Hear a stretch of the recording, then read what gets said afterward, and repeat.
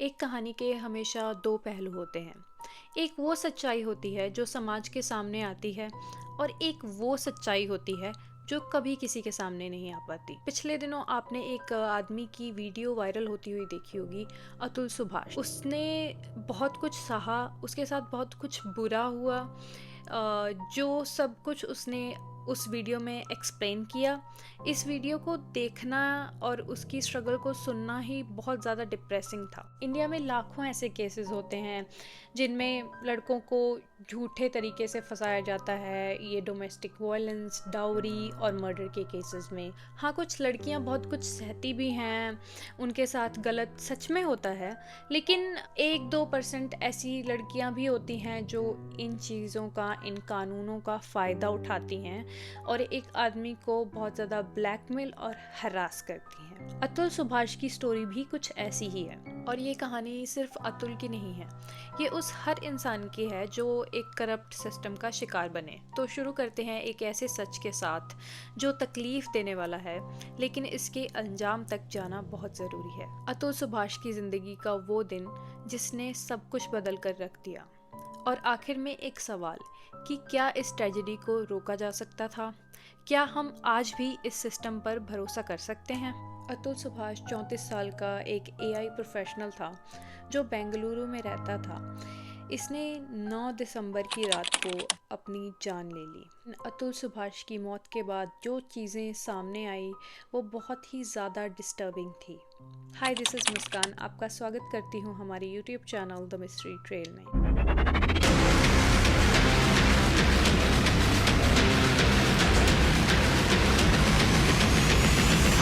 अतुल सुभाष ने अपने पीछे एक 24 पन्नों का सुसाइड नोट और 81 मिनट की एक वीडियो रिकॉर्डिंग छोड़ी, हेलो वर्ल्ड।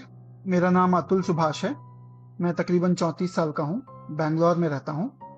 आज करने जा रहा हूँ। जिसमें उसने बताया कि वो ये सब किस मजबूरी में कर रहा है और उसके साथ क्या क्या हुआ। साल 2019 में अतुल की मुलाकात निकिता से शादी.com के थ्रू हुई। निकिता एक हाईली क्वालिफाइड प्रोफेशनल थी। निकिता ने बीटेक और एमबीए किया हुआ था। वहीं अतुल भी एक हार्डवर्किंग और फैमिली ओरिएंटेड इंसान था और इसके कुछ ही महीनों बाद इनकी शादी भी हो जाती है, क्योंकि निकिता के पिता की तबीयत अक्सर ख़राब रहा करती थी और वो चाहते थे कि उनकी आंखों के सामने उनकी बेटी की शादी हो जाए।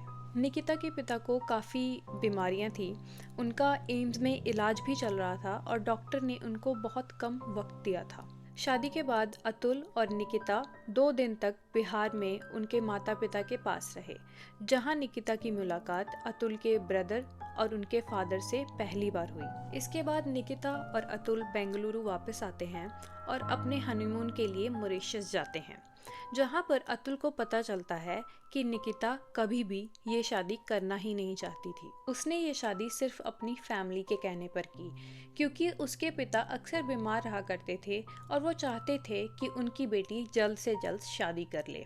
इस बात से अतुल बहुत शॉक्ड था। उसने एक और चीज़ नोटिस की कि हनीमून के दौरान निकिता का बिहेवियर थोड़ा अजीब था, जैसे कि जानबूझकर लेट हो जाना या फिर बसेस मिस कर देना और उसके बाद उस चीज़ का मजाक उड़ाना। अतुल के मुताबिक निकिता शादी से पहले बहुत कम बोला करती थी, लेकिन अपने हनीमून पे निकिता ने उसे ये भी बताया कि उसकी फैमिली की फीमेल्स ने उसे ज़्यादा बात करने से मना किया था, क्योंकि उनका मानना था कि ज़्यादा बात करने से शादी टूटने के चांसेस होते हैं। क्योंकि वो हर चीज़ का जवाब बहुत सोच समझ कर देती थी, तो अतुल को लगता रहा कि वो एक वाइस वुमन है। इन सब के बावजूद वापस बेंगलुरु आकर अतुल ने अपना 100% दिया। वो सब कुछ किया जो एक हस्बैंड अपनी बीवी के लिए कर सकता है। वो रोज़ निकिता को बाइक पर 15 किलोमीटर दूर ऑफिस छोड़कर आता, फिर अपने ऑफिस जाता और अपने ऑफिस के बाद निकिता को उसके ऑफिस से वापस घर पर लेकर आता। बेंगलुरु के ट्रैफिक के अकॉर्डिंग वो बहुत ज़्यादा टाइम सिर्फ रोड पर ही बिताता था। अतुल हर तरीके से उसे खुश रखने की कोशिश कर रहा था ताकि सब कुछ नॉर्मल हो जाए, और ऐसा हुआ भी। कुछ ही महीनों बाद निकिता प्रेग्नेंट हो गई। निकिता की जॉब भी चली गई थी। अतुल का कहना था कि उसके इनडिसिप्लिन की वजह से उसे उस जॉब से फायर कर दिया गया था। अब अतुल निकिता का और भी ध्यान रखने लगा।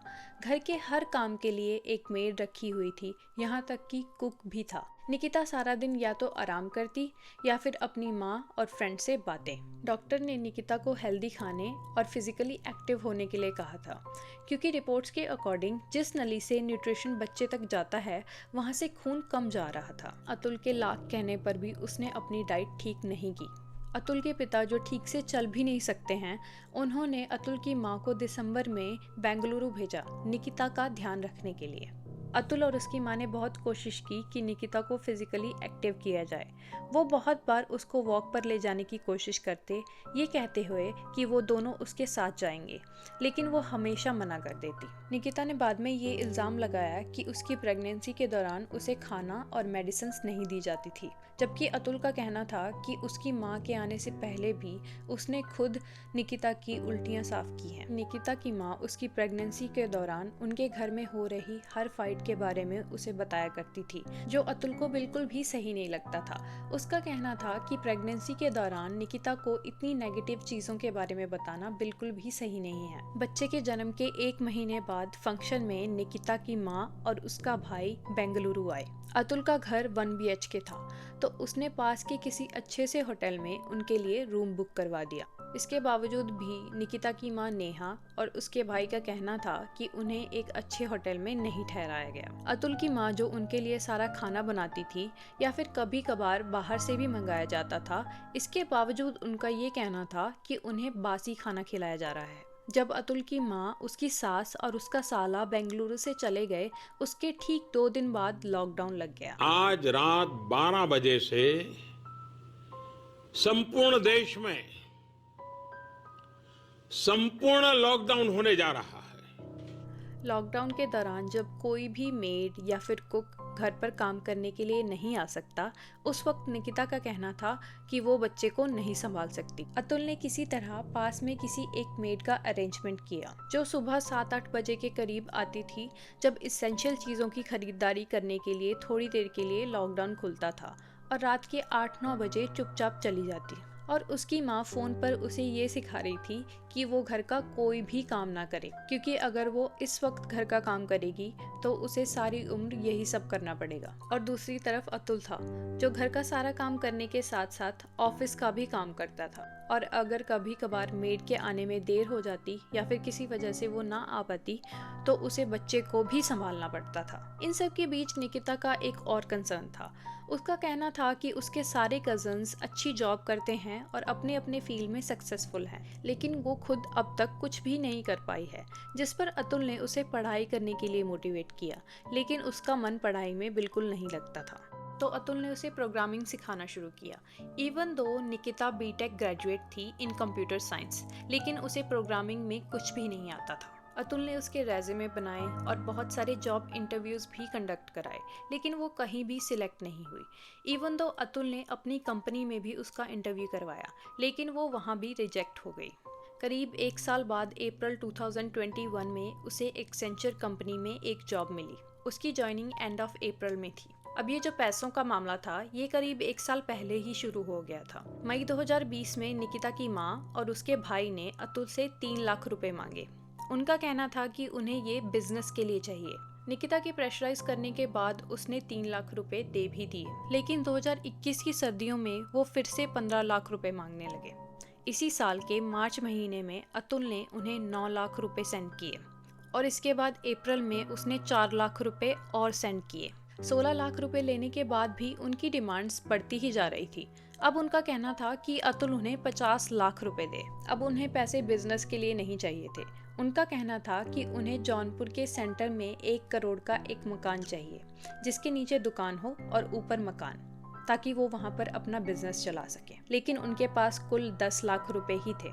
उनका कहना था कि अतुल उन्हें 50 लाख रुपए दे दे और बाकी के पैसे वो खुद अरेंज कर लेंगे। लेकिन अतुल ने उन्हें समझाने की कोशिश की, ये कहते हुए कि उनके बिजनेस की कमाई सिर्फ 10 लाख रुपए है और 1 करोड़ का सिर्फ इंटरेस्ट ही 10 लाख होता है, तो ऐसे में वो कभी भी प्रिंसिपल अमाउंट पे ही नहीं कर पाएंगे। लेकिन उनका कहना था कि उनके बिजनेस की कमाई अभी 10 लाख रुपए है। जब वो नई शॉप खोल लेंगे, वहाँ पर उनकी कमाई 50 लाख हो जाएगी, और वो चाहते थे कि इसी स्पेकुलेशन के बेसिस पे अतुल उन्हें टोटल 63 लाख रुपीस दे दे। इसके साथ साथ वो चाहते थे कि अतुल निकिता के भाई को बेंगलुरु बुला ले और उसका एक क्लाउड किचन खुलवा दे जिसमें अतुल इन्वेस्ट करे। अतुल ने 50 लाख देने से साफ इनकार कर दिया और उसने पहले दिए हुए 16 लाख वापस मांगे। इस पर अतुल की बीवी और उसकी सास दोनों उससे झगड़ा करना चालू कर देते हैं और फिर 25 अप्रैल को अतुल के अकाउंट में 1.5 लाख रुपए सेंड किए गए। अतुल ने जब बाकी के पैसे भी मांगे तो उनका कहना था कि निकिता की न्यू जॉब की सैलरी से वो सेट ऑफ किए जाएं। जिस वक्त कोरोना पीक पर था उस वक्त निकिता ने शिकायत की कि उसे सांस लेने में दिक्कत आ रही है। इस पर अतुल ने अपने और निकिता के टेस्ट करवाए जिसका रिजल्ट नेगेटिव आया। इसके बाद निकिता ने अपनी मां को पीक कोरोना में बेंगलुरु बुला लिया जबकि घर में एक छोटा बच्चा भी था। निकिता की मां बेंगलुरु आने के बाद रोज 50 लाख रुपयों की डिमांड करने लगी और उसका ये भी कहना था कि अतुल से लिए गए उधार के पैसों को वो निकिता की सैलरी से सेट ऑफ कर ले, क्योंकि उनका कहना था कि निकिता को पढ़ा लिखाकर इस जॉब के लायक उन्होंने बनाया है। इसी बीच निकिता के एक डॉक्टर भाई ने प्रिकॉशंस के लिए कुछ विटामिन लिख के दिए। इस वक्त कोविड के पीक पर होने की वजह से शहर में मेडिसिन की शॉर्टेज थी। फिर भी अतुल 3-4 दिन अलग अलग मेडिकल स्टोर्स पर जाकर बड़ी मुश्किल से इन दवाइयों को लेकर आया, लेकिन निकिता ने वो दवाइयाँ खाने से इनकार कर दिया। लगातार 6 दिन तक अतुल के बार बार कहने पर भी निकिता ने जब दवाइयाँ नहीं ली तो 7वें दिन उनका झगड़ा हो गया। इस झगड़े को लेकर निकिता की माँ कहने लगी कि वो अब यहाँ नहीं रह सकते, वो और उसकी बेटी ये घर छोड़कर जा रहे हैं। पीक कोरोना में जब वो बच्चे को लेकर ट्रैवल करने की कहने लगे तो अतुल ने उन्हें समझाते हुए कहा कि वो बस आज रात रुक जाएं, कल वो उन्हें फ्लाइट की टिकट और टैक्सी करवा कर दे देगा ताकि बच्चे की सेफ्टी का ध्यान रखा जा सके। अगले दिन सुबह वो सारा सामान और गोल्ड लेकर वहां से चले गए जिसमें अतुल का गोल्ड भी इंक्लूडेड था। सिर्फ अतुल के हाथ में पहनी हुई रिंग को छोड़ा गया और वहां पहुंचते ही उसके भाई और अंकल ने अतुल के घर वालों को फोन कर गालियां देना शुरू कर दिया। पहले तो अतुल के घर वाले उसे फोन कर ही डांटने लगे। उन्हें लगा शायद अतुल की ही कोई गलती है, लेकिन बाद में जब अतुल ने अपनी काम वाली से उनकी बात कराई तो उन्हें सारी बात समझ आई। अब निकिता की फैमिली का कहना था कि अतुल अपनी सारी फैमिली के साथ आए और निकिता के सारे रिश्तेदारों के सामने उनसे माफ़ी मांगे। अतुल अपने माँ बाप को सबके सामने बेइज्जत होता नहीं देखना चाहता था, तो उसने निकिता की फैमिली को कहा कि अगर वो आएगा तो सभी रिश्तेदारों को उनके पैसों की डिमांड के बारे में भी बताया जाएगा। अतुल के ऐसा कहने पर निकिता की मां ने उसे वहां आने से मना कर दिया। इसके बाद अतुल ने अपने पैसे मांगने शुरू किए और उसके साथ ये भी कहा कि अगर वो उसके पैसे वापस नहीं देते हैं तो वो पुलिस के पास जाएगा, क्योंकि उसके पास सारी स्टेटमेंट्स के प्रूफ हैं। निकिता ने अपनी पुरानी जॉब की सैलरी में से अतुल की कुछ इन्वेस्टमेंट्स में हेल्प की थी जिसका वो प्रॉपर इंटरेस्ट भी लेती थी। निकिता ने अतुल को उन इन्वेस्टमेंट्स को लिक्विडेट करवाने के लिए कहा और उसके ऊपर इंटरेस्ट लगाकर बाकी के पैसे उसे वापस कर दिए। अब ये जो पैसे थे निकिता ने अपने ही बेंगलुरु के किसी बैंक अकाउंट में ट्रांसफ़र किए थे और वो अतुल को OTP भेजती थी ताकि वो वहाँ से पैसे निकलवा सके, जिसका बाद में उसने इस्तेमाल करते हुए कहा कि अतुल उसके बैंक अकाउंट्स का एक्सेस रखता था। इसके बाद अतुल को परेशान करने के लिए उन्होंने उसके बच्चे से उसकी बात कराना बंद कर दिया, क्योंकि वो जानते थे कि वो अपने बच्चे से बहुत प्यार करता है। कुछ महीनों बाद जब अतुल बेंगलुरु से बाहर कहीं घूमने गया हुआ था तब निकिता अपनी माँ, एक फीमेल फ्रेंड और एक मेल फ्रेंड को लेकर बेंगलुरु आती है। अतुल को पुलिस स्टेशन से और आस पड़ोस से फ़ोन आते हैं जिस पर अतुल का कहना था कि वो जल्दी वहाँ आ जाएगा। इसके बाद उसकी माँ और निकिता वहाँ पर लॉक लगाकर चले गए। अतुल ने अपनी माँ, कज़न्स और फ्रेंड्स को वहाँ पर बुलाया जो कैमरा लेकर वहाँ पर खड़े हुए थे ताकि उनके पास हर बात का प्रूफ हो। वहाँ पर पुलिस के मौजूद होने के बावजूद अतुल की माँ को गालियाँ दी गई और उन्हें धक्के भी मारे गए, जिस पर कोई भी FIR नहीं हुई, सिर्फ एक NCR फाइल हुई थी। पुलिस के सामने निकिता ने घर का लॉक खुलवाया, वहाँ से सारा सामान लिया और सिग्नेचर कर वहाँ से चली गई। बाद सोशल लेवल पर चीज़ों को ठीक करने की कोशिश तो की गई, लेकिन निकिता के परिवार ने 1 करोड़ की मांग रखी एज सेटलमेंट अमाउंट और उनका ये भी कहना था कि वो अतुल को उसके बच्चे से कभी मिलने नहीं देंगे। तो इस सोशल लेवल सेटलमेंट का कोई रिजल्ट नहीं निकला। इसके बाद निकिता ने अतुल और उसकी फैमिली पर तमाम केसेस डाल दिए। टोटल 9 केसेस रजिस्टर हुए थे। IPC सेक्शन के तहत उन पर तमाम धाराएं लगाई गई। 302, 377, 498A, 323, 406, 504, 506, 156/3 और इसके साथ साथ 2 लाख रुपए की डिमांड भी की गई। हिंदू मैरिज एक्ट के तहत डिवोर्स केस भी फाइल किया गया, जिसे 6 महीने बाद ये कहकर वापस ले लिया गया कि उनके वकील ने उन्हें गुमराह किया है और धोखे से ये केस रजिस्टर कर दिया। अतुल ने सेक्शन 26 के अंडर अपने बच्चे से मिलने की एप्लीकेशन भी डाली, लेकिन उस पर कोई भी एक्शन नहीं हुआ। इसमें से जो डीवी एक्ट सेक्शन 12 के अंडर डोमेस्टिक वायलेंस का केस किया गया था, इसकी पैरवी के लिए ना तो निकिता का लॉयर और ना निकिता कभी आए, तो इसके 2 साल बाद 2024 में ये केस डिमोलिश हो गया था। अब जब निकिता को पता चला कि ये केस डिमोलिश हो गया है, तो सितंबर 2024 में ये केस उसने दोबारा लगा दिया। इसके साथ साथ CRPC 125 के केस को फास्ट ट्रैक करने के लिए हाई कोर्ट में एप्लीकेशन डाली गई और हाई कोर्ट से ऑर्डर भी आ गए कि इस केस को 6 मंथ्स में निपटाया जाए। अब ये सब सिर्फ अतुल को हरास करने के लिए किया गया, क्योंकि अगर 6 मंथ्स में केस को निपटाना है तो उसकी सुनवाई जल्दी जल्दी होगी, जैसे हफ्ते में 1 बार या 2 बार या 3 बार भी हो सकती है, और उसको उतने ही दिन ट्रैवल करके बेंगलुरु से जौनपुर आना पड़ेगा, जिससे उसके काम पर, उसके फाइनेंसेस पर और उसके वक्त सब पे असर पड़ेगा। इसके बाद केस 490A को फास्ट ट्रैक करने की भी एप्लीकेशन डाली गई, जिस पर हाई कोर्ट ने कहा कि इस केस को 1 साल में निपटाया जाए। ये जो हाई कोर्ट ने 1 साल का वक्त दिया था, इसमें से 8 महीने तक इस केस को पेंडिंग ही रखा गया। इसका रीज़न ये था कि अगर ये केस स्टार्ट हो जाता तो अतुल 1 दिन में 2 हियरिंग्स की रिक्वेस्ट कर सकता था, जिससे उसकी परेशानी कम हो जाती। लेकिन निकिता और उसका परिवार चाहता था कि वो एक के बाद एक केस में फंसता ही जाए। उनका बच्चा जब 2 साल से भी कम उम्र का था, तब से अतुल निकिता को बच्चे के मेंटेनेंस के लिए 40,000 रुपये प्रति माह देता था। लेकिन इसके बाद निकिता ने मेंटेनेंस की अमाउंट को बढ़ाकर 80,000 कर दिया, जिस पर जज रीटा कौशिक ने उनकी रिक्वेस्ट को अप्रूव भी कर दिया। मुझे नहीं लगता कि एक 4 साल के बच्चे के लिए 80,000 रुपये प्रति माह मेंटेनेंस होना चाहिए। आई थिंक जज इस बात को अपोज कर सकती थी, क्योंकि मैंने और भी केसेस में देखा है कि कई बार जज मेंटेनेंस की अमाउंट को जस्टिफाई करने के लिए कहते हैं। तो एटलीस्ट निकिता से ये क्वेश्चन किया तो जाना चाहिए था कि एक 4 साल के बच्चे के लिए 80,000 कहाँ से जस्टिफाइबल है। और ये जो 80,000 की अमाउंट है, ये एलिमनी से बिल्कुल ही डिफरेंट है। निकिता के 80,000 मांगने का रीज़न अतुल ने ये बताया कि उसके लाख छुपाने पर भी उसने कोर्ट में ये प्रूव कर दिया था कि निकिता एक अच्छी कंपनी में एक गुड पोजीशन पर अराउंड 78,000 की अर्निंग कर रही है, इसीलिए वो अपने लिए कोई भी मेंटेनेंस की मांग नहीं कर सकती थी। तो उसने बच्चे के मेंटेनेंस के नाम पर 80,000 रुपये प्रति माह की रिक्वेस्ट की। लेकिन निकिता 80,000 की अमाउंट से भी सेटिस्फाइड नहीं थी। उसने अभी भी हाई कोर्ट में रिक्वेस्ट डाली हुई थी कि उसे 80,000 से भी ज़्यादा का मेंटेनेंस दिया जाए, क्योंकि ये उन लोगों के लिए इनफ नहीं है। निकिता ने अतुल के भाई और उसके पिता पर डोमेस्टिक वायलेंस, डाउरी और मर्डर के एलिगेशंस लगाए थे, जबकि अतुल का कहना था कि वो उसके भाई से सिर्फ 2 दिन मिली है, जब वो शादी के बाद 2 दिन बिहार उसके माँ बाप के घर गए थे। उसके बाद निकिता उससे कभी नहीं मिली। और रही बात अतुल के फादर की, वो तो ठीक से चल भी नहीं पाते। वो भी निकिता से टोटल सिर्फ 4 दिन मिले थे।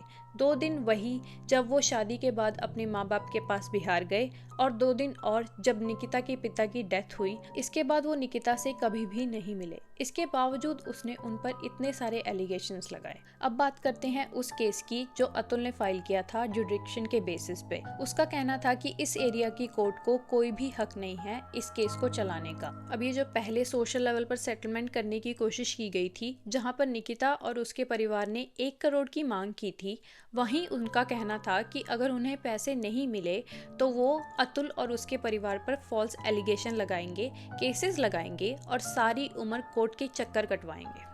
उस वक्त अतुल ने सोचा कि जब उन्होंने कुछ गलत किया ही नहीं है तो वो क्यों डरें। अतुल के अकॉर्डिंग उसने सारे एविडेंस कोर्ट में पेश किए थे, लेकिन कुछ केसेस में उस पर कोई एक्शन ही नहीं हुआ और कुछ केसेस डिमोलिश होने के बाद उस पर दोबारा से लगा दिए गए, ताकि वो इन केसेस में कभी बाहर ही नहीं निकल पाए।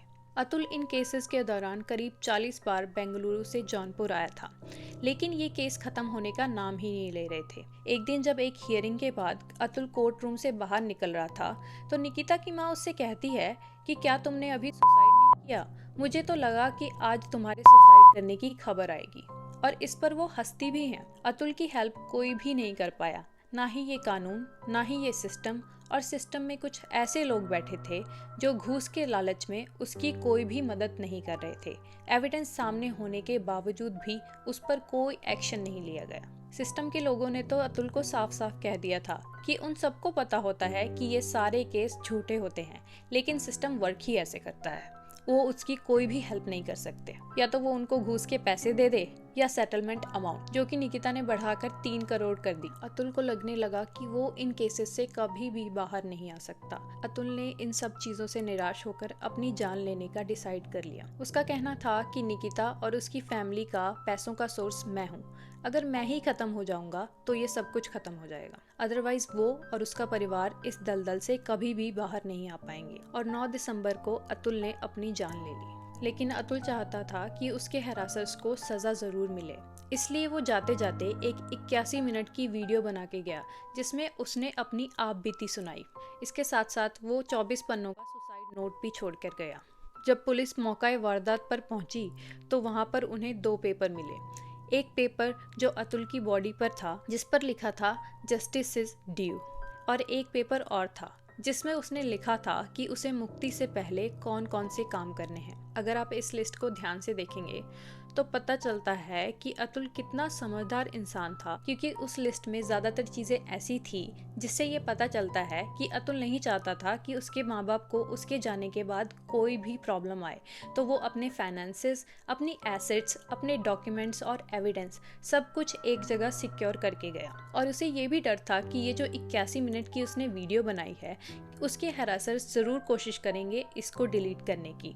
इसीलिए वो ये वीडियो बनाकर अपलोड कर इसके साथ साथ उसने एक एनजीओ को भी ये वीडियो भेजी ताकि सबको पता चल सके उसके साथ क्या हुआ। अतुल ने इस वीडियो में अपनी आखिरी इच्छाओं का भी जिक्र किया। सबसे पहले तो वो नहीं चाहता था कि निकिता या उसकी फैमिली का कोई भी मेंबर उसकी डेड बॉडी के आसपास भी आए। दूसरा, वो ये चाहता था कि निकिता उसके बच्चे की कस्टडी अतुल के माँ बाप को दे दे, क्योंकि वो उसे बेहतर पाल सकते हैं। वैसे भी निकिता को उसके बच्चे को पालने में कोई भी इंटरेस्ट नहीं है। तीसरा, वो ये चाहता था कि उसकी फैमिली का कोई भी सदस्य, स्पेशली मेल्स, निकिता और उसकी फैमिली मेंबर से किसी भी कैमरा के बिना ना मिले, क्योंकि उसे लगता था वो उन्हें किसी भी केस में फंसा सकते हैं, स्पेशली रेप केसेस में।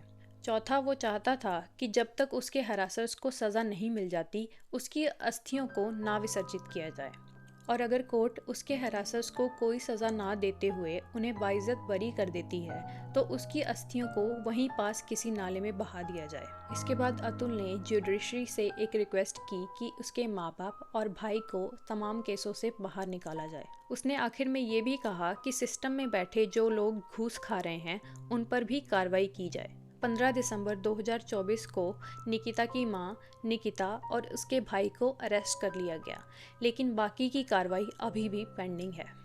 इस केस की और अपडेट के लिए हमारे चैनल को सब्सक्राइब कर लें। मैं आपसे मिलूंगी नेक्स्ट वीडियो में एक नए केस के साथ। तब तक के लिए अपना और अपने परिवार का ध्यान रखें।